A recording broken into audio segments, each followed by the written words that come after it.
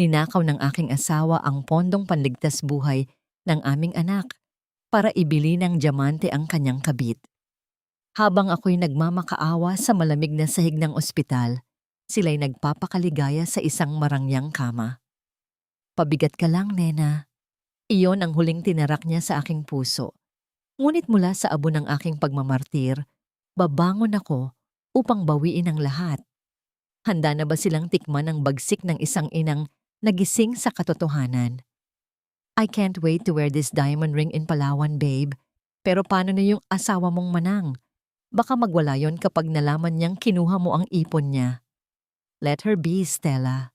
Bakit ko iisipin ang babaeng pabigat? Si Nena ay isa na lamang walang bayad na katulong sa bahay na ito. Ikaw ang reyna ko at babayaran ko ang kahit na anong halaga. Mapasaya ka lang. Ang mga salitang iyon ay tila mga punyal na walang awang itinarak sa dibdib ni Nena. Habang umaalingaw-ngaw ang halakhak ng kanyang asawang si Tristan at ng kabit nito mula sa naiwang nakabukas na tablet sa ibabaw ng kama, nakaluhod si Nena sa malamig na sahig ng banyo. Ang kanyang mga kamay na namumula, kumukulubot, at nanginginig ay mahigpit na nakakapit sa mamahaling sando ng kanyang asawa. Pilit na kinukuskos ang mantsa ng alak mula sa huling gabi ng pag-uwi nito. Pawis na pawis ang kanyang noo, ang kanyang likod ay kumikirot. Sa maghapong pag-aasikaso, sa tahanang akala niya ay kanlungan ng kanilang pag-ibig.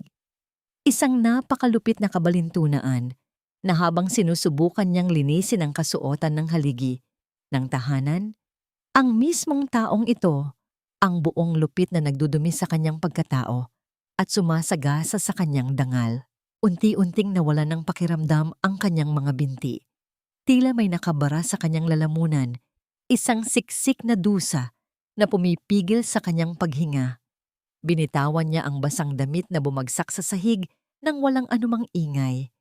Sa nanginginig na mga hakbang na tila ba nakalutang sa hangin, nilapitan niya ang tablet. Habang pilit kinakalma ang nagwawalang pulso, binuksan niya ang aplikasyon ng kanilang bangko. Ang kanyang mga mata ay nanlabo at uminit nang tumambad ang mga numero sa screen. Ang pondong puso, ang perang ginugol niya ng 7 taong dugo at pawis, ang perang inipon niya sentimo, kada sentimo. Pinagkaitan ng sarili ng bagong damit at masarap na pagkain para lamang sa operasyon sa puso ng kanyang 6 na taong gulang na anak na si Hope. Ang balanse ay limas. Wala nang natira kahit isang kusing. Sa panginginig ng kanyang mga kamay, nahagip ng kanyang paningin ang isang nakatuping kapirasong papel na nakaipit sa siwang ng itim na bag ni Tristan. Iniladlad niya ito at tila gumuho ang buong mundo niya. Isang resibo mula sa isang sikat na tindahan ng alahas na nagkakahalaga ng eksaktong halaga ng ninakaw na buhay ng kanyang anak. Mula sa kabilang silid, umibabaw ang mahina at paos na boses ng isang bata.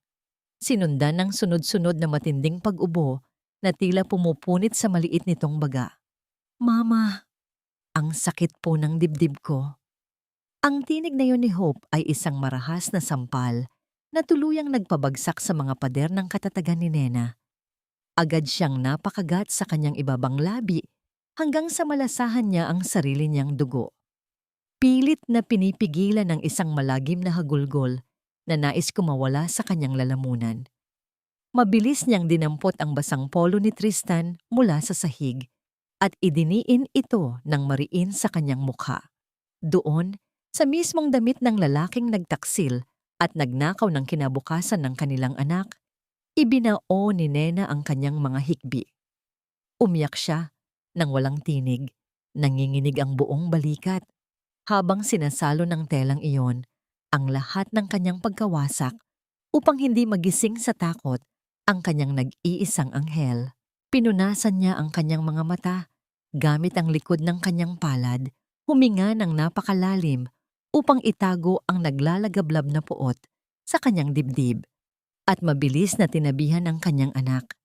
Hinaplos niya ang noo ni Hope na mainit dahil sa lagnat, umaawit ng isang malambing na uyayi habang ang kanyang sariling puso ay nagdurugo sa kawalan ng pag-asa. Ilang sandali pa, ang nakabibinging katahimikan ng gabi ay binasag ng pamilyar na ingay ng makina ng sasakyan na pumarada sa labas ng kanilang bahay. Sumunod, ang mga mabibigat na hakbang na palapit sa pintuan ng kanilang silid. Ang bawat paglapat ng sapatos sa sahig ay tila naghuhukay ng kanyang libingan. Napapikit si Nena, nararamdaman ang panlalamig ng kanyang buong pagkatao. Paano niya haharapin ang halimaw na nagkukubli sa mukha ng lalaking minsan niyang pinangakuan ng walang hanggang pag-ibig? Ngayong hawak nito ang punyal na nakatarak sa puso ng kanilang pamilya. Ang mga mabibigat na hakbang ay tuluyang huminto sa labas ng nakapinid na pintuan. Bumukas ito, iniluluwa ang anyo ni Tristan. Sa ilalim ng malamlam na ilaw ng kwarto, ang lalaking dati niyang tinitingala bilang haligi ng kanilang pamilya ay tila naging isang estranghero na nagdudulot ng kilabot sa kanyang kalamnan. Maluwag ang kurbata nito at ang bakas ng puyat ay sinadya nitong ipinta sa kanyang mukha upang magmukhang pagod mula sa isang marangal na trabaho. Inihagis nito ang kanyang mamahaling suit sa paanan ng kama bago bumaling ng tingin sa kanyang asawa. Bakit gising ka pa? At bakit ang dumi ng kwarto? Bungad nito, ang boses ay nagtataglay ng matalim na pagpuna na sanay nitong ibato. Walang bakas ng pag-aalala para sa kanyang mag-ina, tanging inis ang namamayani sa mga mata nito. Lumapit ito ng bahagya, pinasadahan, ng tingin ang kabuuan ni Nena na nakasuot lamang ng kumupas na duster. Look at you, Nena. You let yourself go. Amoy sibuyas ka na naman. Tapos ang dungis pa ng buhok mo. Hindi ka man lang ba marunong mag-ayos ng sarili? Kaya minsan, mas gusto ko pang mag-overtime sa opisina kaysa umuwi dito. Nakaka-stress ang nakikita ko. Huwag mo nga akong salubungin ng ganyang muka na parang pasan mo ang daigdig. Napakuyom ang mga palad ni Nena. Umiikot ang sikmura niya sa matinding pagduduwal habang naaamoy niya ang pamilyar na pabango ng babae na nakakapit sa polo ng kanyang asawa.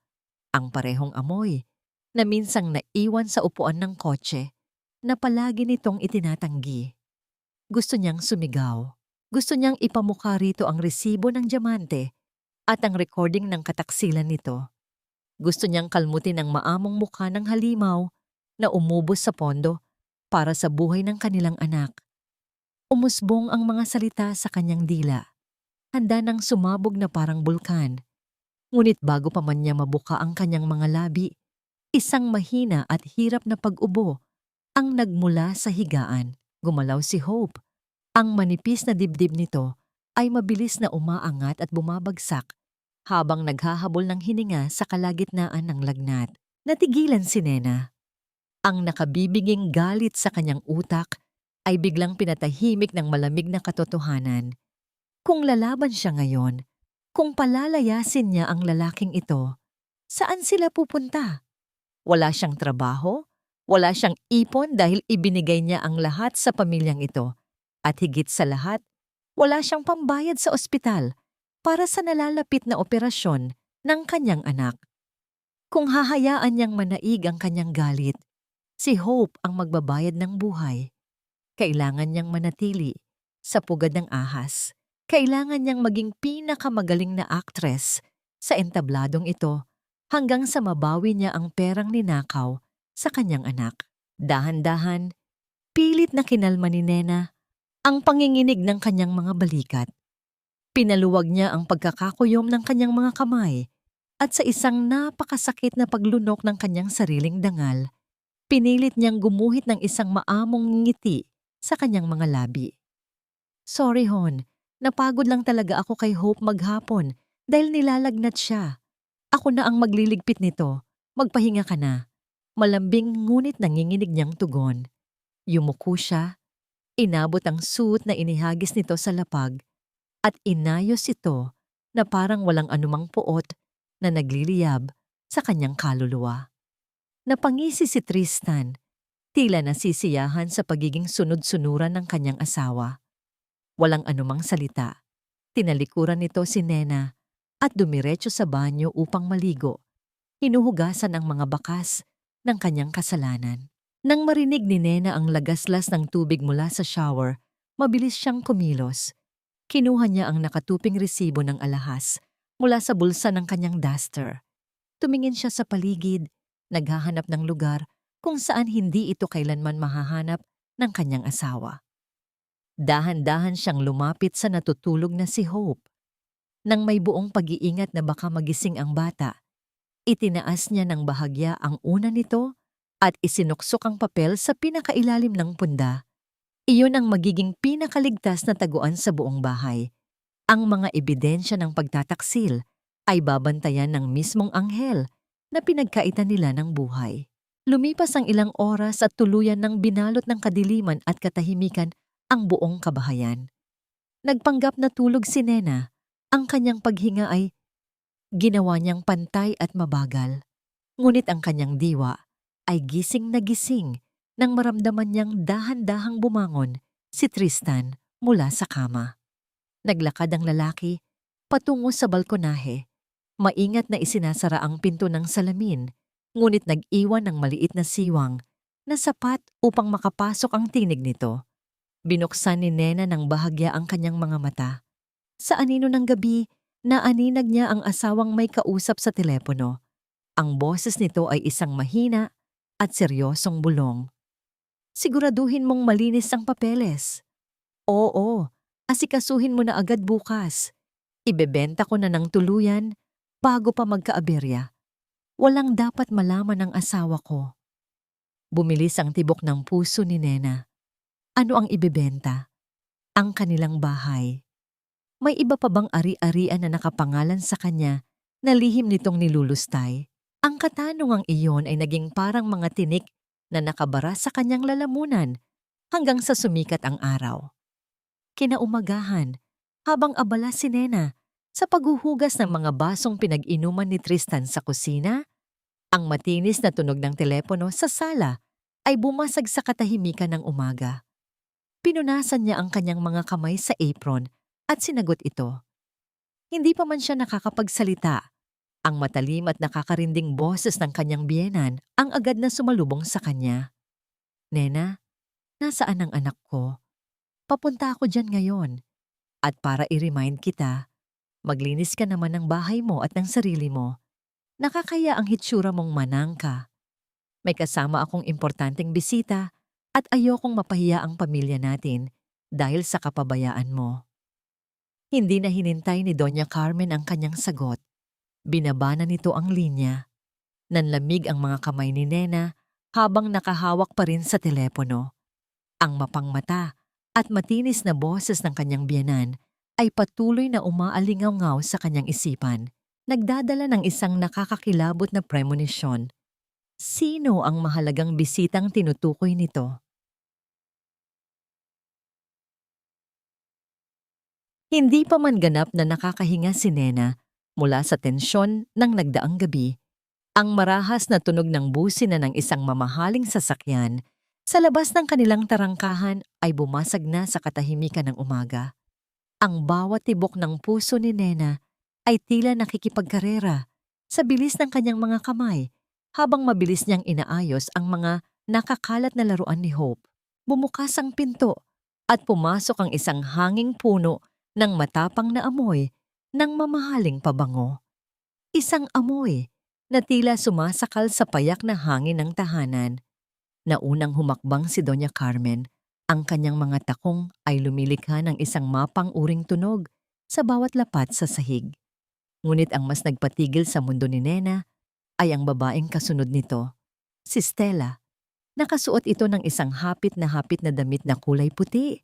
Ang kanyang buhok ay maayos na nakastyle at ang kanyang mukha ay puno ng kolorete na tila ba isang pader na humaharang sa anumang bahid ng konsensya. Diyos ko, Nena, hanggang ngayon ba ay hindi mo pa rin alam kung paano maglinis ng bahay?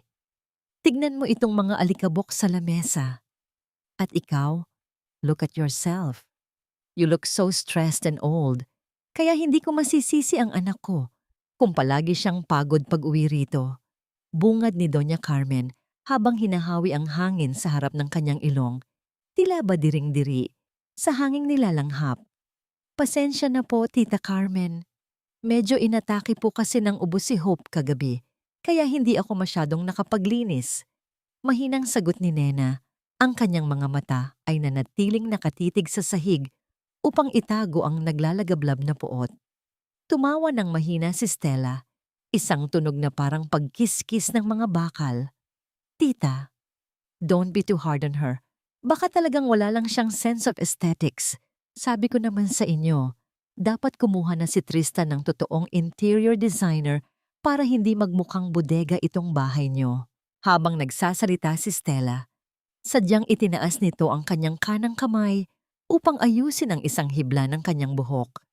Doon, sa ilalim ng sinag ng araw na pumapasok sa bintana, kumislap ang isang bagay na tila humiwa sa paningin ni Nena.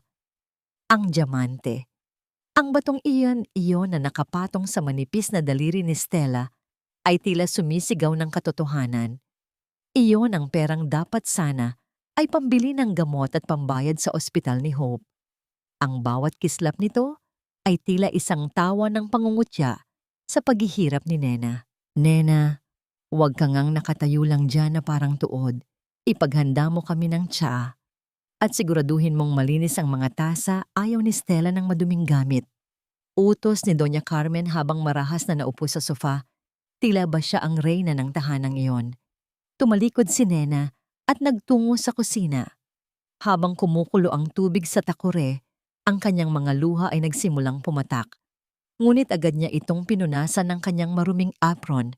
Inayos niya ang tray at muling lumabas sa sala. Yumuko siya ng bahagya habang inilalapag ang mga tasa sa harap ng dalawang babaeng tila mga ahas na nakamasid sa bawat galaw niya. Remember this, Nena, panimula ni Doña Carmen habang dahan-dahang humihigop ng tsaa. Kung hindi dahil sa pamilya namin, nasa kalsada ka pa rin hanggang ngayon. Noong nalugi ang negosyo ng mga magulang mo, kami ang sumalo sa inyo. Huwag mong kakalimutan ang malaking utang na loob mo sa amin. Kaya kung anuman ang marinig mo o makita mo tungkol kay Tristan, matuto kang manahimik at magpasalamat na asawa mo pa rin siya. Isang pirasong papel lang ang hawak mo, pero si Tristan ang nagpapakain sa'yo. Napakapit ng mahigpit si Nena sa gilid ng tray. Ang salitang utang na loob ay tila isang tanikalang bakal na paulit-ulit na ibinabalot sa kanyang leeg. Gusto niyang isigaw na ang kanyang katawan at kaluluwa ay naibayad na niya sa loob ng 7 taon ng pagiging alipin, ngunit muli niyang naisip si Hope. Sa gitna ng mabigat na katahimikan, narinig ang mahinang yabag mula sa pasilyo. Lumabas si Hope, namumula ang mga mata at tila nanghihina. Mama, nauuhaw po ako. Dahil sa panghihina, aksidenteng nasagi ng maliit na kamay ni Hope ang baso ng tubig na nasa gilid ng lamesa. Ang tubig ay tumalsik at diretsong bumuhos sa mamahaling puting damit ni Stella. Oh my God! My dress! You stupid brat! Sigaw ni Stella habang mabilis na tumayo. Ang kanyang mukha ay namula sa galit. Hindi nito napigilan ang kanyang sarili at mabilis na itinaas ang kanyang palad. Handang-handang ihampas sa nanginginig na mukha ng bata. Bago pa man lumapat ang malupit na palad ni Stella sa namumulang pisngi ng nagugulat na si Hope, isang kamay ang mabilis na sumunggab sa pulso nito sa ere. Ang pagkakahawak ni Nena ay kasing higpit ng bakal. Ang kanyang mga daliri ay mariing nakabaon sa makinis na balat ng kabit ng kanyang asawa. Nawala ang mapagpakumbabang anyo ni Nena. Ang kanyang mga mata ay naging dalawang yelo na tumitig ng diretso sa kaluluwa ng babaeng kaharap niya. Huwag na huwag mong susubukang saktan ang anak ko. Babala ni Nena. Ang kanyang tinig ay mababa, malamig, at walang anumang bakas ng takot. Dahil baka makalimutan kong nakikitapak ka lang sa pamamahay na ito. Gulat na gulat si Stella. Marahas nitong binawi ang kanyang kamay habang nanlalaki ang mga mata. Tila hindi makapaniwala na ang babaeng madalas nilang kutsain ay may itinatagong pangil. Agad itong lumingon kay Doña Carmen upang humingi ng kakampi. Aba, lumalaban ka na ngayon, Nena?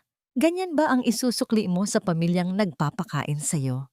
Bulyaw ng kanyang biyanan habang nagmamadaling tumayo mula sa pagkakaupo. Tara na, Stella. Wala tayong mapapala sa babaeng walang utang na loob. Sasabihin ko ito kay Tristan. Tignan natin kung hindi ka palayasin ng anak ko. Kasabay ng pag-alingaw-ngaw ng matatalas nilang salita ay ang marahas na pagsara ng pintuan sa kanilang pag-alis. Nang masigurong wala na ang mga halimaw, mabilis na lumuhod si Nena at mahigpit na niyakap ang nanginginig na si Hope. Humalik siya sa noo ng anak at nangakong hindi na muling hahayaang may manakit dito. Nang mapatulog niyang muli ang bata, nagtungo si Nena sa pinakasulok ng kanilang imbakan. Mula sa ilalim ng mga lumang kahon, hinugot niya ang isang basag at lumang cellphone na matagal na niyang itinago mula kay Tristan.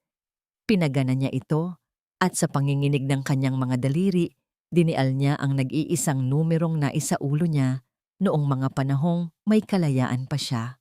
Sa bawat mahabang pag-ugong ng linya sa kanyang pandinig, pabilis ng pabilis ang kabog ng kanyang dibdib.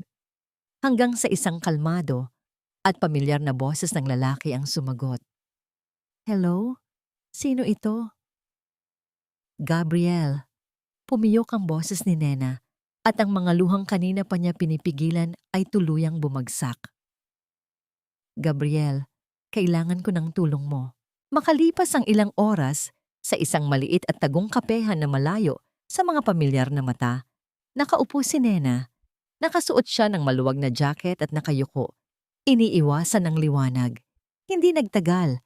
Isang lalaking nakasuot ng maayos na polo shirt ang umupo sa kanyang harapan. Si Attorney Gabriel, ang kanyang dating kaibigan sa kolehiyo, na matagal nang may lihim na pagtingin sa kanya. Pagkakita pa lang ni Gabriel sa namumutlang muka at malalalim na mata ni Nena, napakuyom ang kanyang mga kamao sa ilalim ng mesa. Ngunit pinanatili niya ang propesyonal at mahinahong anyo. Sa pagitan ng mga hikbi, isinaysay ni Nena ang lahat. Ang mga panlilin lang, ang lihim na kasintahan, at ang pinakamasakit sa lahat, ang pagnanakaw ni Tristan sa pondo para sa puso ng kanyang anak. Nakikinig lamang si Gabriel. Ang kanyang panga ay tumigas sa matinding galit para sa sinapit ng babaeng nasa kanyang harapan. Nang matapos si Nena, ibinaon nito ang muka sa kanyang mga palad. Umiiyak. Dahil sa matinding pagod at hiya, walang anumang ginawang pisikal na paglapit si Gabriel. Hindi niya hinawakan ang balikat nito o niyakap bilang mataas na pagrespeto sa asawa ng iba at sa pagkatao ni Nena. Sa halip, dahan-dahan niyang itinulak ang isang mainit na baso ng tsaa at isang malinis na pamunas patungo sa mga kamay nito. Isang simpleng kilos ng pag-aalaga na matagal nang pinagkait kay Nena sa sarili niyang bahay. Nandito na ako, Nena. Hindi ka na mag-iisa sa laban na ito. Malumanay ngunit puno ng paninindigan na wika ni Gabriel. Ipapangako ko sa'yo, mababawi natin ang buhay ng anak mo, pero kailangan mong maging matapang. May mga naririnig din akong bulong-bulungan sa aming sirkulo tungkol sa kumpanya ni Tristan. Hindi lang ito simpleng pambabae. May hinala kaming sangkot siya sa paglalaban ng maruming pera o money laundering. Kaya marahil, ganoon na lang ang pagmamadali niyang ibenta ng lihim ang mga ari-arian niyo. Nanlaki ang mga mata ni Nena sa bagong impormasyong niyo. Isang malaking krimen ang kinasasangkutan ng kanyang asawa. Delikado ang lalaruin natin, Nena. Dagdag ni Gabriel. Ang mga mata ay seryosong nakatitig sa kanya. Kailangan mong bumalik sa bahay na yon at magpanggap na walang alam hanggang sa makakuha tayo ng matibay na ebidensya mula sa kanyang mga papeles. Kaya mo ba?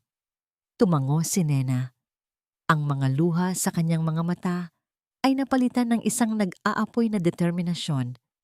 Para kay Hope, handa siyang maglakad sa apoy. Nang hapong iyon, umuwi si Nena ng may bagong pag-asa sa kanyang dibdib.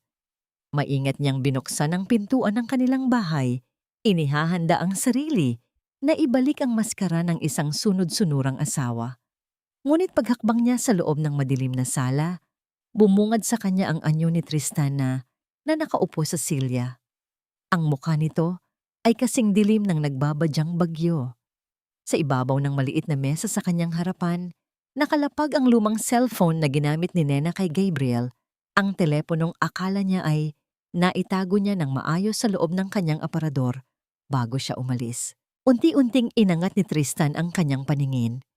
Ang kanyang mga mata ay parang mga patalim na handang pumatay. Kanino mo ginagamit ang basurang ito, Nena? Ang tinig ni Tristan ay parang hagupit ng latigo na bumasag sa katahimikan ng sala. Dahan-dahan itong tumayo mula sa pagkakaupo. Hawak ang lumang cellphone na tila ba isang ebidensya ng isang karumal-dumal na krimen. Ang bawat hakbang nito patungo sa kanya ay tila nagpapaliit sa espasyo ng silid hanggang sa maramdaman ni Nena ang mainit na hininga nito sa kanyang noo. Akala mo ba hindi ko malalaman? Pabalik-balik ka sa kwarto, tinitignan ang aparador mo nang may pag-aalinlangan. Kaya nang umalis ka, tinignan ko. Patuloy ni Tristan, ang kanyang mga mata ay nanlilisik sa hinala. Sino ang tinatawagan mo? May lalaki ka ba, Nena? Kaya ba matapang ka na ngayong sumagot kay Stella at sa mama? Bumilis ang tibok ng puso ni Nena. Pakiramdam niya ay lulundag ito palabas ng kanyang dibdib. Ngunit sa gitna ng takot, naalala niya ang mukha ni Hope na nahihirapan sa paghinga. Naalala niya ang paalala ni Gabriel, kailangan niyang magpanggap. Huminga siya ng malalim, pilit na pinapakalma ang kanyang nanginginig na mga kalamnan at sinalubong ang mga mata ng kanyang asawa nang may bahid ng malungkot na pagsisisi. Iyan ba ang tingin mo sa akin, Tristan? Pagkatapos ng 7 taon na pananatili ko rito, habang nilalait mo ang pagkatao ko? Mahina ang kanyang boses, tila ba nasasaktan sa paratang. Ginamit ko ang teleponong yan para makinig sa mga radyo ng simbahan, para humingi ng himala, para sa puso ni Hope, at para ipagdasal ang kumpanya mo dahil sabi mo ay marami kang problema sa trabaho. Wala na akong ibang mahinga ng tulong kundi ang Diyos dahil tila ba nakalimutan mo na kaming mag-ina. Sandaling natigilan si Tristan. Sinuri nitong mabuti ang mukha ni Nena, naghahanap ng anumang senyales ng pagsisinungaling. Ngunit ang mga luha sa mga mata ni Nena ay totoo. Hindi luha ng takot sa kanya, kundi luha ng puot na nababalutan ng sining ng pagpapanggap. Radio, prayers, isang mapangyam na tawa ang kumawala sa mga labi ni Tristan. Inihagis nito ang cellphone sa ibabaw ng lamesa na lumikha ng isang tuyot at mabigat na tunog sa pagtama sa kahoy. Napakabanal mo talaga, Nena. Pero sige, kung diyan ka masaya, ipagpatuloy mo ang kahibangan mo. Huwag mo lang hahayaan na makaabala iyan sa mga gawaing bahay mo. At tandaan mo, isang maling galaw mo lang, itatapon kita sa kalsada kasama ang sakitin mong anak. Tinalikuran siya nito at naglakad patungo sa kanyang opisina sa loob ng bahay. Nang marinig ni Nena ang paglock ng pinto mula sa loob, doon lamang siya nakahinga ng maluwag. Napasandal siya sa pader. Ang kanyang mga tuhod ay tila naging jelo sa panghihina. Ngunit hindi pa tapos ang kanyang gabi. Alam niyang ito na ang pagkakataon niya. Lalim na ng gabi nang masigurong mahimbing na ang tulog ni Tristan dahil sa dami ng nainom nitong alak. Gamit ang liwanag ng buwan na tumatagos sa bintana, dahan-dahang lumabas si Nena sa kanilang silid. Ang kanyang mga paa ay walang anumang sapin upang hindi lumikha ng tunog sa bawat lapat sa sahig. Narating niya ang pinto ng opisina ni Tristan. Maingat niyang pinihit ang doorknob at laking pasasalamat niya nang malamang hindi ito na-lock ng maayos dahil sa kalasingan ng asawa. Sa loob ng madilim na silid, tanging ang mahinang hilik ni Tristan mula sa sofa ang maririnig. Nilapitan ni Nena ang malaking painting sa pader na alam niyang nagtatago ng isang bakal na vault o ketsat. Maingat niya itong hinawi. Doon, bumungad ang digital na keypad ng vault. Anong code ang gagamitin niya? Sinubukan niya ang petsa ng kanilang kasal. Maling code. Sinubukan niya ang kaarawan ni Hope. Mali pa rin. Sa isang iglap, naalala niya ang nangisi ni Stella at ang diamanteng singsing nito. Gamit ang nanginginig na mga daliri, itinipin niya ang petsa ng kaarawan ni Stella na nabasa niya sa isang dokumento noong nakaraang buwan. Isang mahinang tunog ng pag-unlock ang narinig, kasunod ang pag-ikot ng mga mekanismo sa loob ng bakal na pinto. Dahan-dahang bumukas ang vault. Sa loob, nakita niya ang isang makapal na pulang folder na may markang private at confidential. Nang hawakan ni Nena ang folder, naramdaman niya ang isang matinding lamig na dumaloy sa kanyang buong pagkatao. Ito na ang susi sa kanilang kalayaan. Ngunit bago pa man niya mailabas ang folder, ang katahimikan ng gabi ay muling binasag ng isang tunog mula sa likuran. Ang tunog ng pagpihit ng doorknob sa labas ng opisina at isang pamilyar na tinig ng babae ang narinig sa kabilang panig ng pinto. Tristan, gising ka pa ba? Hindi ko matiis na hindi ka kausapin tungkol sa plano natin bukas. Si Stella, papasok ito sa loob ng silid sa anumang sandali. Sa isang iglap, mabilis na pumasok si Nena sa ilalim ng malaking lamesang mahogany ni Tristan. Halos hindi siya humihinga habang idiniin niya ang pulang folder sa kanyang dibdib. Ang bawat tibok ng kanyang puso ay tila isang malakas na tambol na baka marinig ng sino mang nasa silid. Naramdaman niya ang malamig at malagkit na alikabok sa sahig na dumidikit sa kanyang mga braso, isang paalala ng kanyang katayuan sa bahay na ito. Isang dumi na pilit itinatago sa ilalim ng marangyang kasangkapan. Ang tunog ng pagpihit ng bakal na trangka ay sinundan ng marahas na pagbukas ng pinto. Pumasok ang amoy ng matapang na pabango ni Stella, isang amoy na tila lason na humahalo sa hangin. Narinig ni Nena ang maindayog na tunog ng mga takong ni Stella na tumatama sa sahig, papalapit sa sofa kung saan nahihimbing ang lasing na si Tristan. "Tristan, babe! Gising, bulutan din tabom mo, ma." Bulong ni Stella.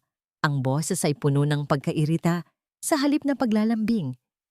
"Kailangan nating ayusin ang papeles para sa Palawan. Ayokong magkaroon ng problema kapag nandoon na tayo." Mula sa kabilang silid, biglang umalingaw-ngaw ang isang paos at tuyot na ubo. Si Hope. Ang bawat ubo ng bata ay tila isang hiling para sa hangin.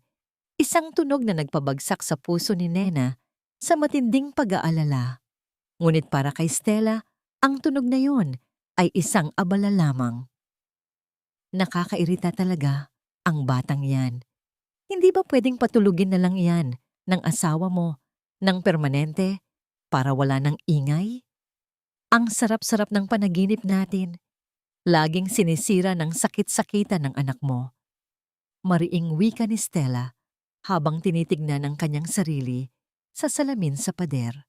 Napakagat si Nena sa kanyang sariling palad upang pigilan ng isang mapait na sigaw. Ang sakit ng kanyang mga kuko na bumaon sa kanyang balat ay wala sa kalahati ng hapdi ng mga salitang narinig niya. Ang sarili niyang anak, ang kanyang buhay, ay tinatawag na ingay ng babaeng nagnanakaw sa kanilang kinabukasan. Ang bawat hibla ng kanyang pagkatao ay nanginginig sa galit. Ang kanyang lalamunan ay nanunuyo at tila may nakabara na matalim na bubog. Nang hindi magising si Tristan, padabog na lumabas si Stella ng silid. Ang tunog ng muling pagdaiti ng pintuan sa hamba nito ay nagsilbing hudyat kay Nena upang lumabas sa kanyang pinagtataguan. Hindi na niya inisip ang panganib. Mabilis siyang nagtungo sa silid ni Hope. Doon, tumambad sa kanya ang anak na nanginginig sa matinding lagnat, ang mga labi ay namumuti, at ang dibdib ay mabilis na umaangat bumabagsak sa paghahabol ng hininga. "Hope, anak, andito si Mama," bulong ni Nena habang hinahaplos ang nagbabagang noo ng bata. Ngunit hindi sumasagot si Hope. Tanging ang mabilis na pagtibok ng maliit nitong puso ang nararamdaman ni Nena. Isang pusong unti-unti nang napapagod. Wala nang ibang pagpipilian, nilapitan ni Nena si Tristan sa opisina at niyugyog ang balikat nito. Tristan! Gising! Si Hope! Kailangan nating dalhin sa ospital. Hindi siya makahinga. Bahagyang nagmulat ng mata si Tristan, puno ng galit dahil sa pagkaantala ng kanyang tulog. Ano ba, Nena? 2:00 na ng madaling araw. Bigyan mo lang ng paracetamol. Mawawala rin iyan. Huwag mo akong istorbuhin sa maliit na bagay. Pagod ako sa trabaho. Maliit na bagay? Tristan, namumutla na ang anak mo. Yung pondo, kailangan ko ng pera para sa emergency admission. Sigaw ni Nena. Ang desperasyon ay tuluyan ng bumakas sa kanyang tinig. Isang marahas na pagtulak ang isinagot ni Tristan na nagpaupo kay Nena sa sahig. Sinabi nang wala akong pera. Pabigat talaga kayong dalawa. Kung gusto mong dalhin sa ospital, maglakad ka. Huwag mo akong gisingin ulit kung ayaw mong masaktan. Muling binalot ng katahimikan ang silid, maliban sa mahimbing na hilik ng lalaking wala ng pusong natira. Sa gitna ng dilim at tumitinding ulan sa labas, binuhat ni Nena ang kanyang anak. Wala siyang sasakyan, wala siyang pera. Tanging ang pulang folder na nakatago sa kanyang dibdib at ang nag-aalab na pag-ibig ng isang ina. Lumabas siya ng bahay sa gitna ng hagupit ng ulan. Ang bawat patak ng tubig na tumatama sa kanyang muka ay humahalo sa kanyang mga luha. Sa bawat hakbang niya sa maputik na kalsada, habang yakap-yakap ang anak na tila isang kandilang malapit ng mamatay, ang tanging naririnig niya ay ang sarili niyang mga bulong. Hindi kita bibitawan, Hope. Hindi kita hahayaang mawala. Sa pintuan ng emergency room ng ospital, isang figura ang mabilis na tumakbo patungo sa kanila. Si Gabriel. Hindi ito nagtanong, hindi ito nag-atubili. Agad nitong kinuha si Hope mula sa mga bisig ni Nena at isinulong sa loob ng mga puting pader ng ospital. Habang nakatayo si Nena, basang-basa at nanginginig sa lamig sa gitna ng koridor, naramdaman niya ang isang mainit na vest na ipinatong sa kanyang mga balikat. Ngunit ang init na yon ay agad na pinalitan ng isang nakakalamig na takot nang dumating ang kinaumagahan. Pagmulat ng kanyang mga mata sa tabi ng higaan ni Hope, nakita niya si Tristan na nakatayo sa paanan ng kama. Hindi ito nag-aalala. Ang mukha nito ay puno ng banta habang nakatitig sa pulang folder na bahagyang nakasilip sa bag ni Nena. Akala mo ba ay makakatakas ka sa akin, Nena? Ngayon, sabihin mo sa akin, saan mo nakuha ang folder na yan bago ko tuluyang tapusin ang paghihirap ninyong dalawa? Nananaginip ka ba ng gising, Nena? Akala mo ba ay hindi ko mapapansin ang pagnanakaw mo sa sarili mong bahay? Akin na ang folder na yan bago ko pa makalimutan na nasa loob tayo ng ospital. Ang tinig ni Tristan ay isang malamig na bulong na tila lason na dumadaloy sa hangin ng silid. Ang bawat salita nito ay punong-puno ng pagbabanta, habang ang kanyang mga mata ay nakatitig sa pulang folder na bahagyang nakasilip sa bag ni Nena. Sa labas ng bintana, ang sikat ng umaga ay nagsisimula ng pumasok, ngunit para kay Nena, ang liwanag na yon ay hindi nagdadala ng pag-asa, kundi isang masakit na paglantad sa kanyang kawalan ng lakas. Nakalubog ang likod ni Nena sa matigas na plastik na upuan sa tabi ng higaan ni Hope. Ang kanyang mga damit ay mamasa-masa pa rin mula sa ulan kagabi, at ang kanyang mga kamay ay tila nawalan na ng dugo sa sobrang higpit ng pagkakahawak sa riles ng kama ng kanyang anak.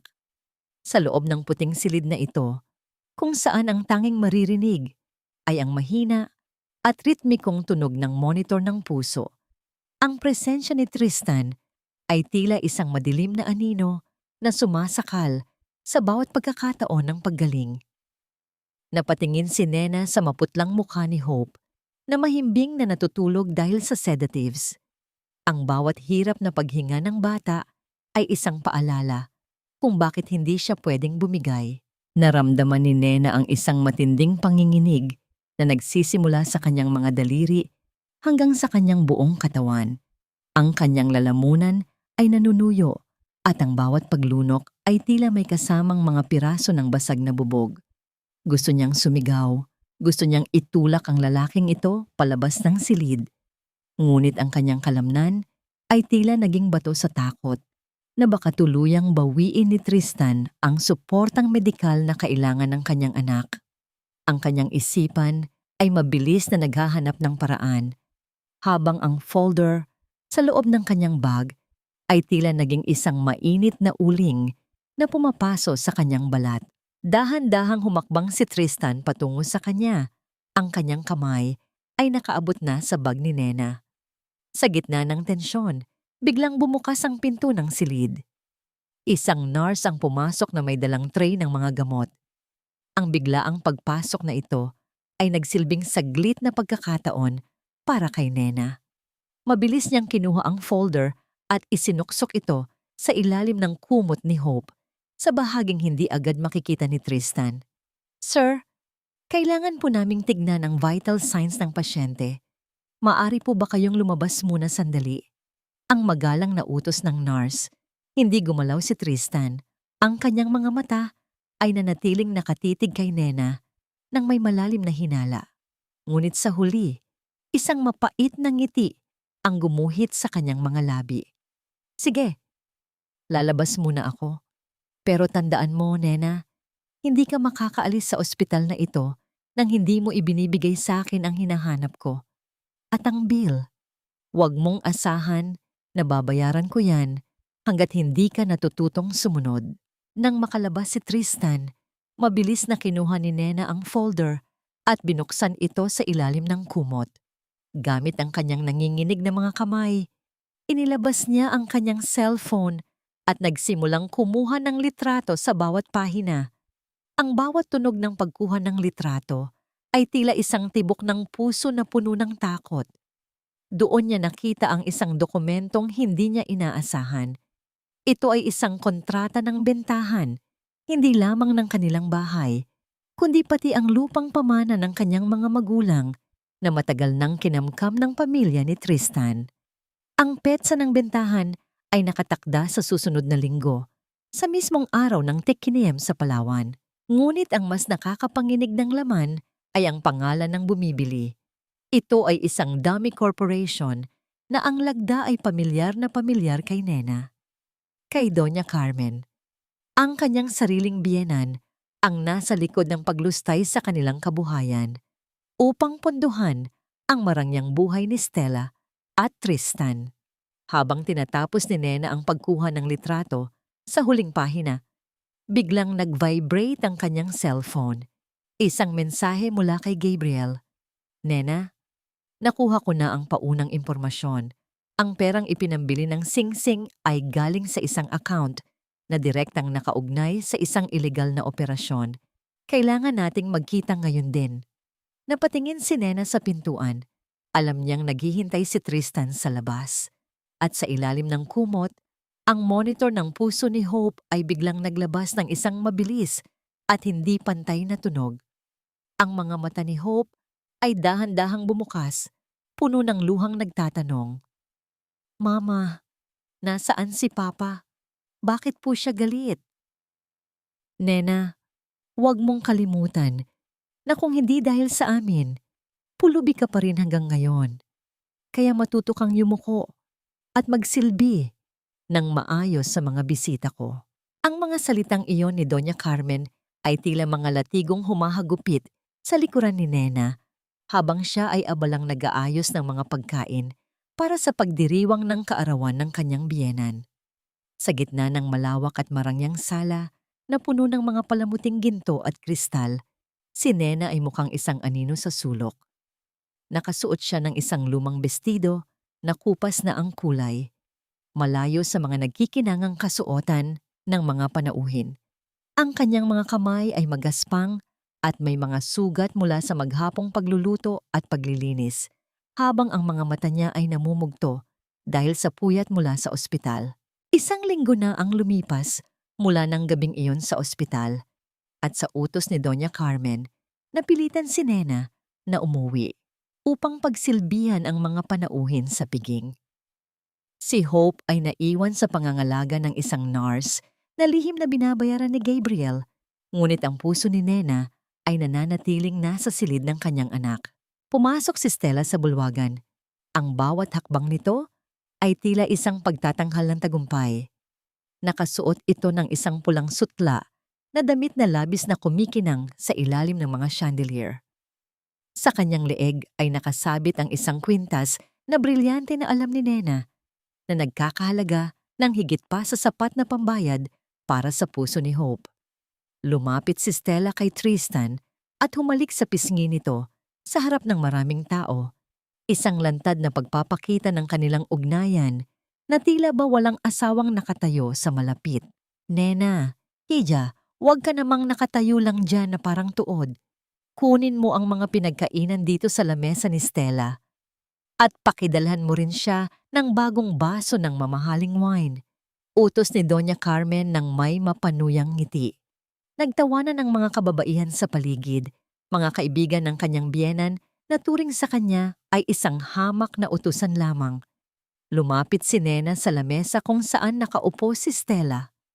Ang bawat hakbang niya ay puno ng bigat. Ang kanyang mga kuko ay mariing bumaon sa gilid ng hawak niyang tray. Naramdaman niya ang mga mapanghusgang tingin ng mga panauhin. Ang kanilang mga bulong na tila mga bubuyog na humihugong sa kanyang pandinig. Iyan ba ang asawa ni Tristan? Mukhang katulong na pinabayaan sa kusina. Ang narinig niyang sabi ng isa, "Thank you, Nena. Make sure it's chilled, ha? Ayaw ko ng maligamgam. Parang ang pagsasama niyo lang ni Tristan." Bulong ni Stella nang makalapit si Nena. Sapat lamang upang silang dalawa ang makarinig. Ngumisi ang babae. Ang mga mata nito ay puno ng pang-uuri at kawalan ng respeto. Ngunit sa pagkakataong ito, hindi yumuko si Nena. Isang kakaibang lamig ang gumapang sa kanyang buong pagkatao. Naalala niya ang bawat dokumentong kinuhanan niya ng litrato, ang bawat kasinungalingang nalaman niya, at ang mukha ng kanyang anak na naghihirap. Ang takot ay dahan-dahang napalitan ng isang mapanganib na kalmado. Habang dahan-dahan niyang inilalagay ang bagong baso ng wine sa harap ni Stella, tinitigan niya ng diretso ang mga mata nito. Sa isang tila aksidenteng pagkakataon, nang bitawan niya ang baso, bahagyang nanginginig ang kanyang kamay. Ang baso ay tumagilid at ang madilim na pulang likido ay diretsong bumuhos sa gitna ng maputing-maputing dibdib ni Stella. Mabilis na kumakalat sa pulang sutla nitong damit. Ang katahimikan ay bumalot sa buong sala na sinundan ng isang matinis na tili mula kay Stella habang mabilis itong tumayo. Ang tunog ng nabasag na kristal sa sahig ay tila isang hudyat ng digmaan. "My dress! You clumsy idiot! Do you have any idea how much this costs?" Sigaw ni Stella, ang kanyang mukha ay namumula sa galit at hiyang nararamdaman sa harap ng lahat. Mabilis na lumapit si Nena, kinuha ang isang table napkin at pilit na kinuskos ang mantsa sa dibdib ni Stella. Ngunit lalo lamang nitong idinidiin ang kulay sa tela.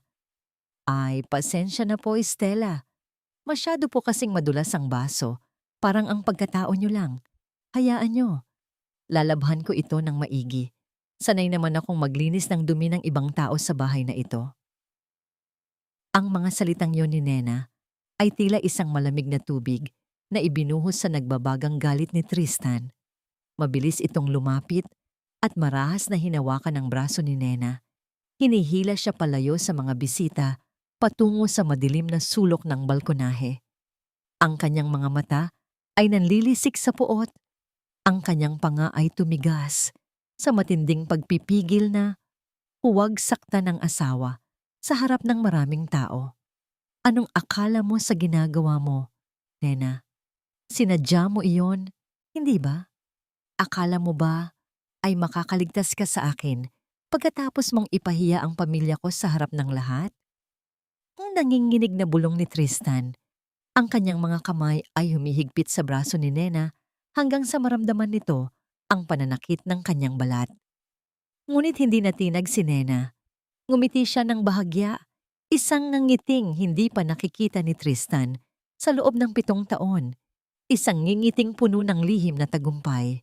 Kasabay nito, ang kanyang cellphone sa bulsa ay nag-vibrate. Isang mensahe mula kay Gabriel. Handa na ang lahat. Bukas, magsisimula na ang pagbagsak nila.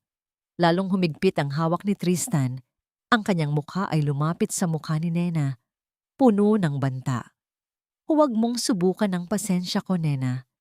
Dahil kapag nawalan ako ng kontrol, sisiguraduhin kong wala ka nang babalik ang anak sa ospital.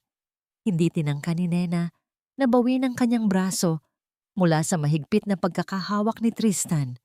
Sa halip, nanatili siyang nakatayo ng tuwid. Ang kanyang paningin ay diretso sa mga mata ng kanyang asawa. Isang titig na hindi nagtataglay ng kahit anong bahid ng takot na dati niyang ipinapakita. Ang lamig ng hangin sa balkonahe ay tila yumayakap sa kanyang balat. Ngunit ang apoy ng determinasyon sa kanyang loob ay sapat na upang hindi siya manginig. Sige, ituloy mo, Tristan.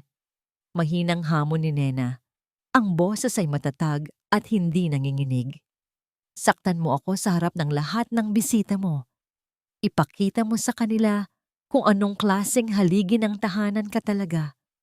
Pero tandaan mo, bawat galos na ibibigay mo sa akin ay magiging katumbas ng bawat taon na mabubulok ka sa kulunganingan. Tila napaso si Tristan sa lamig ng tinig ni Nena. Dahan-dahang lumuwag ang kanyang pagkakahawak hanggang sa tuluyan niyang bitawan ang braso ng asawa. Ang bawat ugat sa kanyang leeg ay tila puputok na sa matinding puot, ngunit ang takot na masira ang kanyang imahe sa harap ng mga panauhin ay nanaig. Tinalikuran niya si Nena nang walang imik. Ang kanyang mga hakbang ay mabibigat at puno ng pagbabanta habang bumabalik sa loob ng maliit na bulwagan. Kinaumagahan, sa ilalim ng sikat ng araw na sumisilip sa mga bintana ng opisina ni Gabriel, nakaupo si Nena habang nakatitig sa mga dokumentong nakalatag sa lamesa. Ang amoy ng lumang papel at mainit na kape ay nagbibigay sa kanya ng isang uri ng kapayapaan na matagal na niyang hindi nararamdaman. Inayos ni Gabriel ang kanyang salamin at itinuro ang isang partikular na lagda sa dokumento. Hindi lang ito simpleng pagtataksil sa kasal, Nena. Paliwanag ni Gabriel. Ang kanyang boses ay puno ng profesionalismo, ngunit may bahid ng pag-aalala. Ang kumpanya ni Tristan ay ginagamit bilang front para sa isang ilegal na operasyon ng paglalaba ng pera. At ang Doña Carmen na akala mo ay biktima rin, siya ang utak sa likod ng lahat. Ang paglilipat ng inyong ari-arian sa pangalan ni Stella ay paraan lamang upang itago ang pinanggalingan ng kanilang yaman. Naramdaman ni Nena ang isang matinding bigat sa kanyang dibdib. Ang 7 taon ng kanyang buhay ay inilian niya sa isang pamilyang binuo sa ibabaw ng mga krimen at kasinungalingan. Sa bawat salitang lumalabas sa bibig ni Gabriel, tila ba may isang bahagi ng kanyang puso na unti-unting nadudurog hanggang sa hindi na niya mapigilan ang pag-agos ng kanyang mga luha. Ang bawat hikbi ay parang humuhukay ng malalim na butas sa kanyang dibdib, isang paglabas ng lahat ng sakit, pagod, at panghihinayang. Hindi gumalaw si Gabriel mula sa kanyang kinauupuan. Hindi niya tinangkang hawakan ang kamay ni Nena o yakapin ito. Alam niyang ang kailangan ng babae ay hindi lamang awa kundi respeto. Sa halip, tumayo siya at lumakad patungo sa bintana. Tinitignan ang abalang kalsada sa labas bago bumalik at naupo sa tabi ni Nena, ngunit nakatalikod.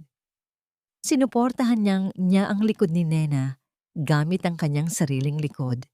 Isang tahimik na sandigan na nagpapadama ng init at katatagan ng hindi lumalampas sa hangganan ng paggalang. Umiyak ka lang, Nena, bulong ni Gabriel. Ilabas mo ang lahat ng bigat na yan. Dito, sa loob ng opisinang ito, ligtas ka.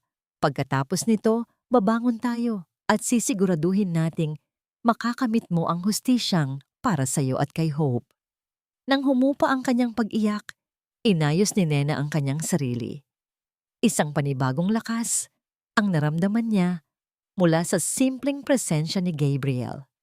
Bago siya umalis, may isang impormasyong ibinahagi ang abogado na nagpagising sa kanyang kuryosidad. May isang babaeng nagngangalang Doña Isabel, simula ni Gabriel.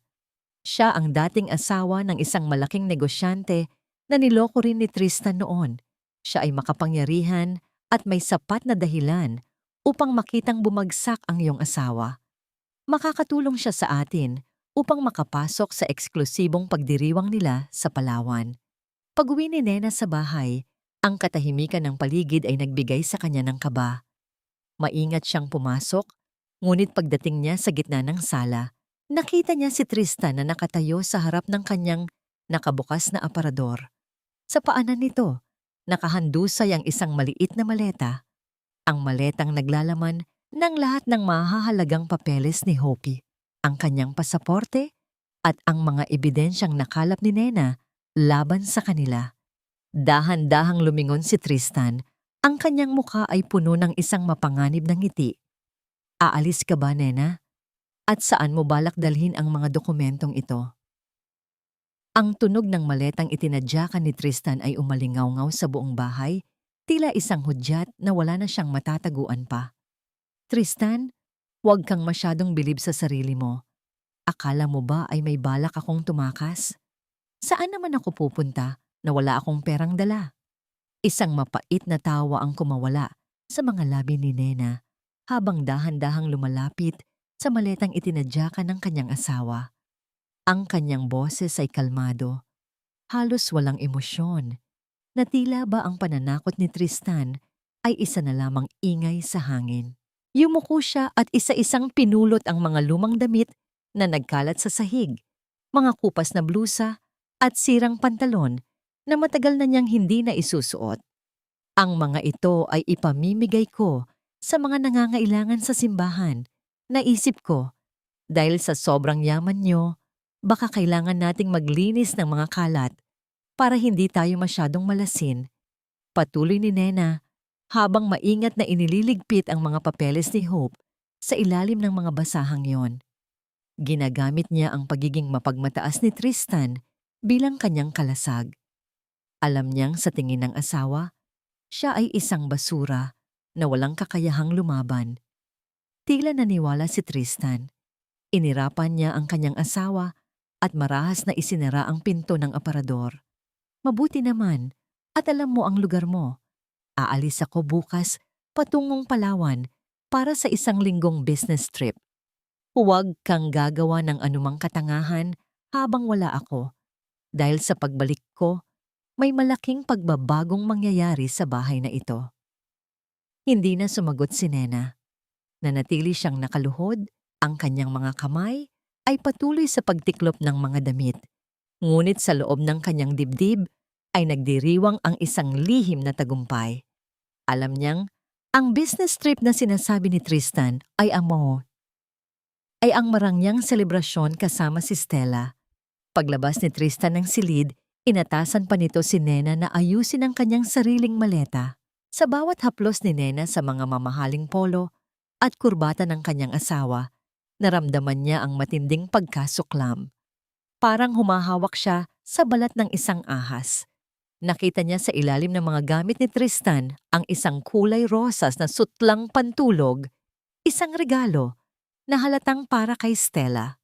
Sa halip na maiyak, isang malamig na ngiti ang sumilay sa mga labi ni Nena. Kinuha niya ang isang maliit na bote ng pabango mula sa kanyang cabinet. Isang matapang at murang pabango na alam niyang labis na kinasusuklaman ni Stella dahil sa amoy palengke nito. Maingat niyang winisikan ang bawat sulok ng maleta ni Tristan, lalo na ang mga damit na gagamitin nito kasama ang kabit. Ito ay isang maliit at tahimik na paghihiganti, isang paunang tikim sa impyernong kanyang inihahanda. Nang sumapit ang kinaumagahan, pinanood ni Nena ang sasakyan ni Tristan habang dahan-dahang lumalayo sa kanilang tarangkahan. Sa bawat metrong inilalayo nito, tila ba nababawasan ang bigat na nakadagan sa kanyang balikat. Ang hangin sa loob ng bahay ay tila naging sariwa at malinis Sa unang pagkakataon, matapos ang maraming taon, agad niyang binuhat si Hope at hinalikan ang noo ng anak na mahimbing na natutulog. Malapit na, anak. Malapit na tayong maging malaya.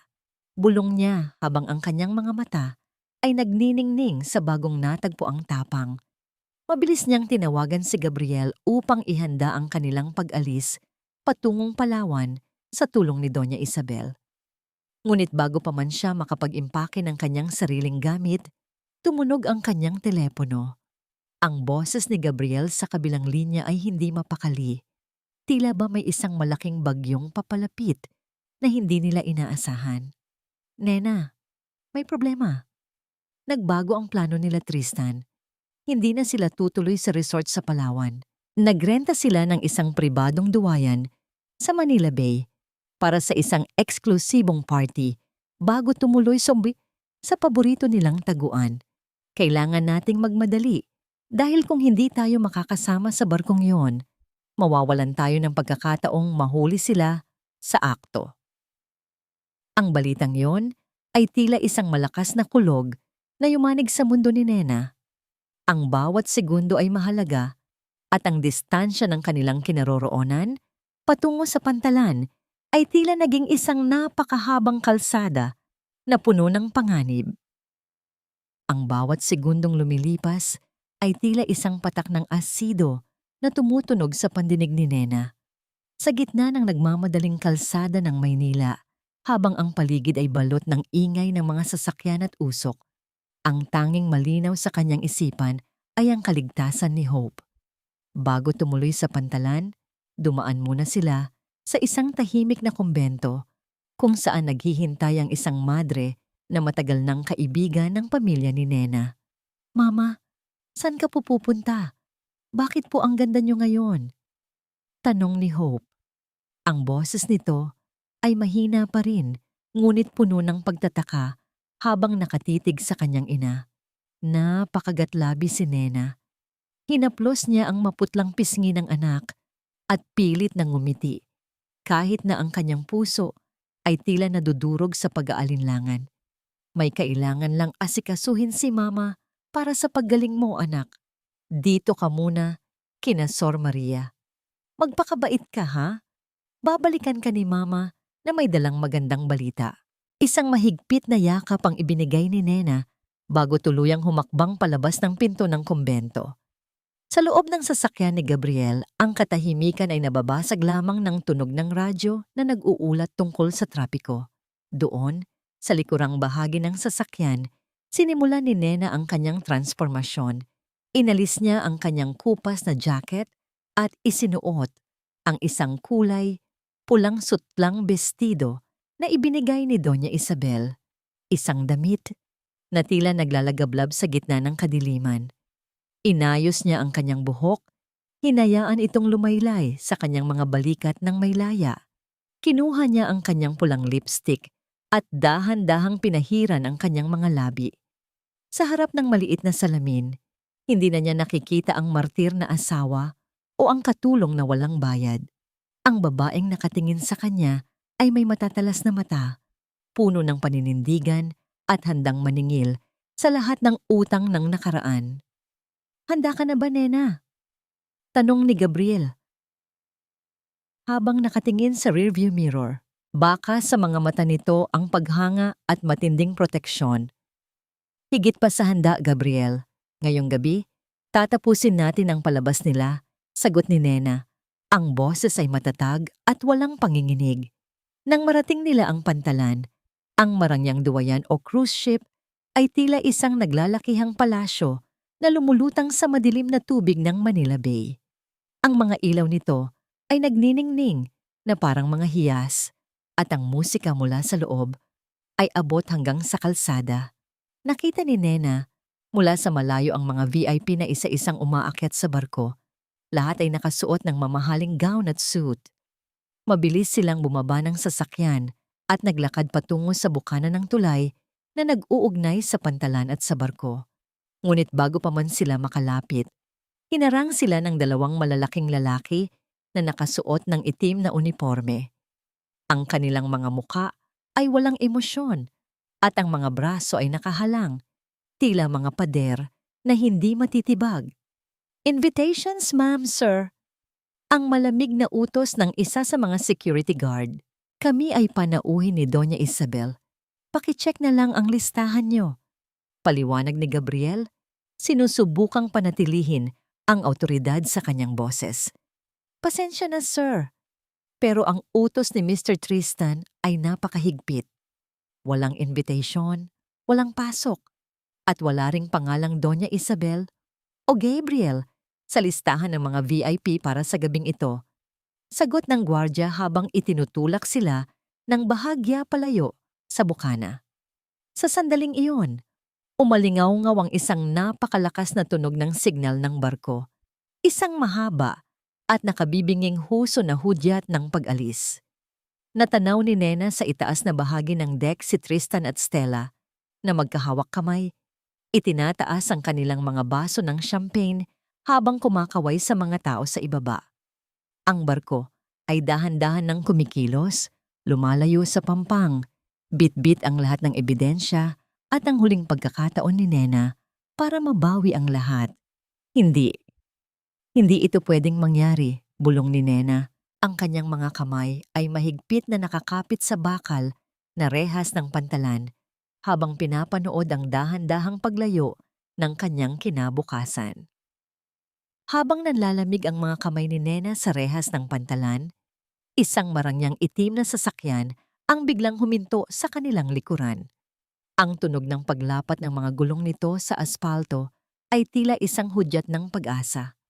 Bumukas ang pinto at lumabas ang isang matikas na babae na may dalang awtoridad sa bawat galaw, si Doña Isabel. Suot nito ang isang itim na gown na pinalamutian ng mga perlas.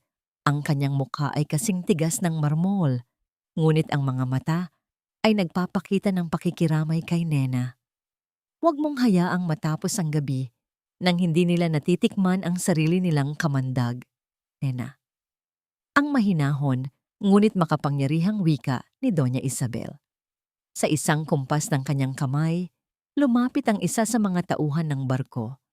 Walang nagawa ang mga gwardya kundi yumuko at magbigay daan nang ipakita ni Doña Isabel ang kanyang gintong pass. Sa loob ng ilang minuto, lulan na sila ng isang maliit na speedboat na mabilis na humabol sa naglalakihang cruise ship. Habang umaakyat sila sa gilid ng barko, naramdaman ni Nena ang panginginig ng kanyang mga tuhod, hindi dahil sa takot, kundi dahil sa nag-aalab na pananabik na tapusin ang lahat. Pagpasok nila sa loob ng bulwagan, sinalubong sila ng nakabubulag na liwanag ng mga kristal na chandelier. Ang amoy ng mamahaling alak at sari-saring pagkain ay humahalo sa halimuyak ng mga sariwang bulaklak na nakakalat sa bawat lamesa. Sa gitna ng entablado, nakita ni Nena si Tristan at Stella. Masayang nagtatawanan ang dalawa habang hawak ang isang mahabang kutsilyo, handang hatiin ang isang 5 palapag na cake na pinalamutian ng mga nakakasilaw na dekorasyon. Sa gilid naman ay naroon si Doña Carmen, suot ang kanyang pinakamagandang alahas, buong pagmamalaking nakikipag-usap sa mga maimpluwensyang panauhin. Napakagandang pagdiriwang, hindi ba? Ang malakas na anunsyo ni Tristan sa mikropono, para sa tagumpay ng ating pamilya at sa bagong simula. Sa sandaling iyon, ang malalaking pintuan ng bulwagan ay marahas na bumukas na lumikha ng isang malakas na tunog na tila nagpatigil sa tibok ng puso ng lahat. Ang musika ay biglang huminto. Ang bawat mata ay nabaling sa pintuan kung saan nakatayo si Nena. Ang kanyang pulang bestido ay tila isang naglalagablab na apoy sa gitna ng silid. Ang kanyang bawat hakbang sa ibabaw ng pulang alpombra ay puno ng dignidad at kapangyarihan. Nawala ang lahat ng bakas ng pagod at hirap sa kanyang mukha. Ang tanging natira ay ang kagandahan ng isang babaeng muling nabuhay mula sa sarili niyang mga abo. Namutla si Tristan. Ang baso ng champagne sa kanyang kamay ay bahagyang nayanig, habang si Stella ay tila nakakita ng isang multo at napakapit sa braso ng kanyang asawa. Si Doña Carmen naman ay hindi nakapagpigil. Mabilis itong humakbang patungo kay Nena. Ang mukha ay punong-puno ng puot at pangungutya. Anong ginagawa mo rito, Nena? How dare you show your face in this private party? Wala kang karapatang tapakan ng barkong ito. Ang bulyaw ni Doña Carmen, ang kanyang boses, ay nanginginig sa galit. Umalis ka bago ko tawagin ang mga security para kaladkarin ka palabas na parang isang basahan. Hindi natinag si Nena. Nanatili siyang nakatayo ng tuwid. Ang kanyang labi ay iginuhit ng isang matamis, ngunit nakakalamig ng ngiti. Dahan-dahan niyang kinuha ang isang baso ng champagne mula sa dumaang waiter at itinaas ito ng bahagya patungo sa kanyang biyenan. Masyado kayong mainit, Mama. Ang mahinahong tugon ni Nena. Ang boses ay malinaw na umalingaw-ngaw sa buong katahimikan ng bulwagan. Narito ako, hindi para manggulo, kundi para makiisa sa inyong pagdiriwang. Pagkatapos ng 7 taon na paglilingkod ko bilang asawa at ina, hindi ba't nararapat lang na narito ako sa pinakamalaking tagumpay ng aking asawa? Tumingin siya ng diretso kay Tristan na hanggang ngayon ay hindi pa rin makapagsalita. Congratulations, Tristan. Ang ganda ng party na ito. Halatang pinaghandaan nyo ng maigi. Gamit ang bawat sentimong dapat sana ay para sa buhay ng anak mo. Humakbang si Nena nang mas malapit sa entablado. Ang bawat mata sa loob ng barko ay nakasunod sa kanya. Ramdam niya ang tensyon sa hangin. Ang mga bulong-bulungan ng mga bisita na nagsisimulang magtanong. Sa gitna ng katahimikan, isang lihim na sulyap ang ipinadala ni Nena kay Gabriel na nakatayo sa isang madilim na sulok, handa na para sa susunod na hakbang. Agad na nakabawi si Tristan mula sa kanyang pagkagulat. Sa isang mabilis na galaw, inilapag niya ang kanyang baso ng champagne at humakbang patungo sa gilid ng entablado. Pilit na ibinabalik ang kanyang mapagmataas na awtoridad. Pinilit niyang tumawa ng malakas, isang tunog na tila basag na kristal na pilit na idinidikit habang ang kanyang mga kamay ay nanginginig sa gilid ng kanyang katawan. Pasensya na mga kaibigan, mukhang nasobrahan sa panunood ng teleserye ang asawa ko. Ang malakas na anunsyo ni Tristan sa mikropono. Ang kanyang boses ay puno ng mapang-uyam na tawa. Nena, sapat na ang eksenang ito. Alam nating lahat na hindi ka mabuti ang pakiramdam nitong mga nakaraang araw. Security, pakiusap, alalayan niyo ang asawa ko palabas. Kailangan niya ng pahinga at medikal na atensyon. She's having one of her episodes again. Sa isang kumpas ng kamay ni Tristan, 4 na malalaking lalaki na nakasuot ng itim na uniforme ang mabilis na lumapit kay Nena. Ang bawat hakbang ng mga gwardya ay naglilikha ng isang mabigat at nakakabahalang tunog sa ibabaw ng makintab na sahig. Ngunit bago pa man nila mahawakan ang braso ni Nena, isang matatag at baritonong tinig ang pumigil sa kanila. Huwag niyo siyang lalakipan ng kamay, wika ni Gabriel habang naglalakad palapit sa liwanag. Hawak niya ang isang makapal na asul na folder na may selyo ng korte. Attorney Gabriel de Silva rito, kinatawan ni Mrs. Nena Valdez. Narito ako upang isilbi ang isang writ of preliminary attachment at temporary restraining order mula sa korte. Lahat ng ari-ariang nakapangalan sa kumpanya ni Mr. Tristan Valdez, kabilang ang barkong ito na ginagamit sa gabing ito, ay opisyal ng naka-freeze dahil sa mga kaso ng malaking pagnanakaw at money laundering. Ang katahimikan sa loob ng bulwagan ay naging kasing bigat ng tingga. Ang mga panauhin na kanina ay nagbubulungan ay tila naging mga estatwa sa gulat. Namutla ng husto si Tristan, ang kanyang panga ay uminog sa galit habang ang kanyang mga mata ay palipat-lipat kay Nena at Gabriel. Ngunit hindi pa doon nagtatapos ang lahat. Tristan, dinala mo kami rito para saksihan ang iyong tagumpay, hindi ba? Ang malinaw na tanong ni Nena. Itinaas niya ang kanyang kanang kamay, isang hudyat para sa tauhan ni Doña Isabel na nasa control room. Ngayon, hayaan mong ipakita ko sa lahat kung ano ang tunay na pundasyon ng iyong yaman. Biglang namatay ang mga ilaw sa loob ng bulwagan, maliban sa dambuhalang screen sa likuran ng entablado. Sa halip na ang inaasahang romantikong video ng pagsasama ni na Tristan at Stella, tumambad ang isang malinaw na kopya ng bank statement ng Pondo ng Puso ni Hope. Ang bawat pahina ay nagpapakita ng sunod-sunod na pag-withdraw ng malalaking halaga na itinaon sa petsa ng pagbili ng diamanteng singsing na suot ni Stella sa mga sandaling iyon.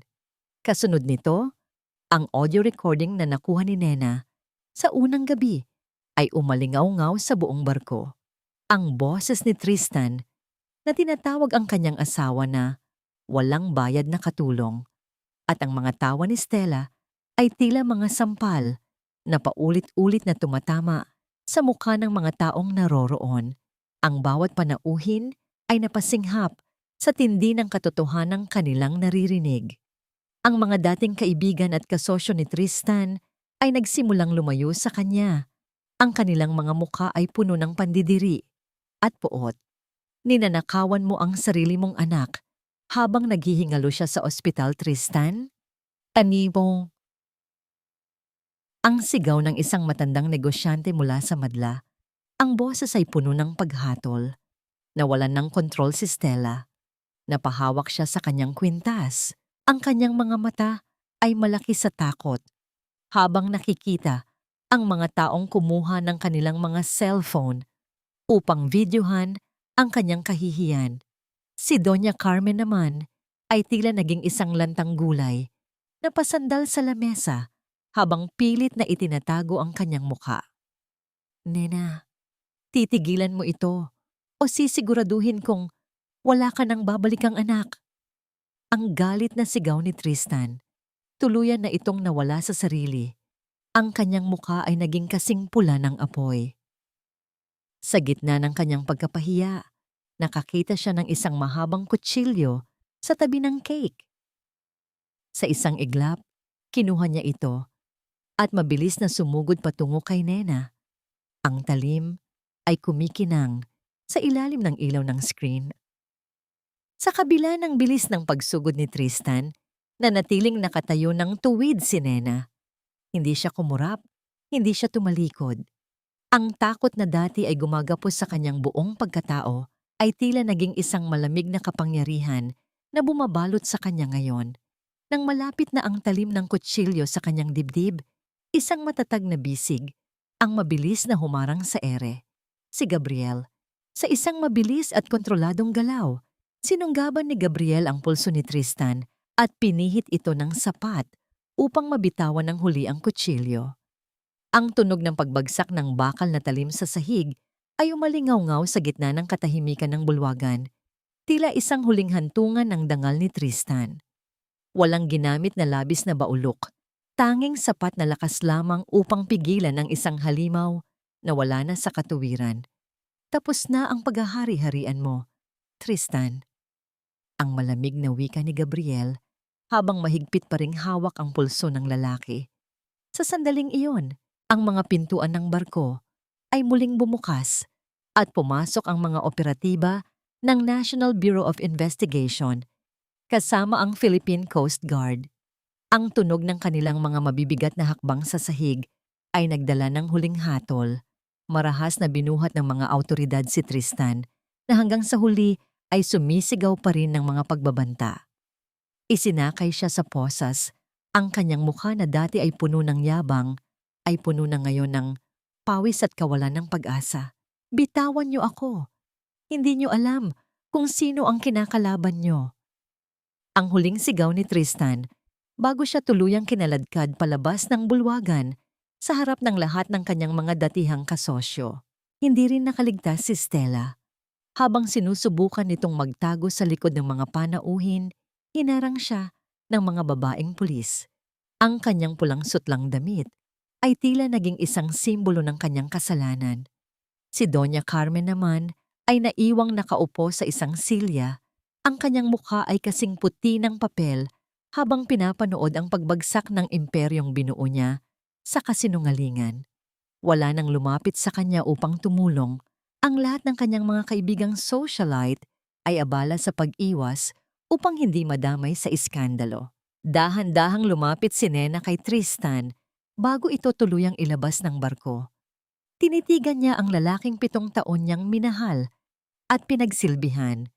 Walang hinalang galit sa kanyang mga mata. Tanging isang malalim na awa para sa isang taong ipinagpalit ang tunay na kayamanan para sa mga batong kumikinang lamang sa dilim.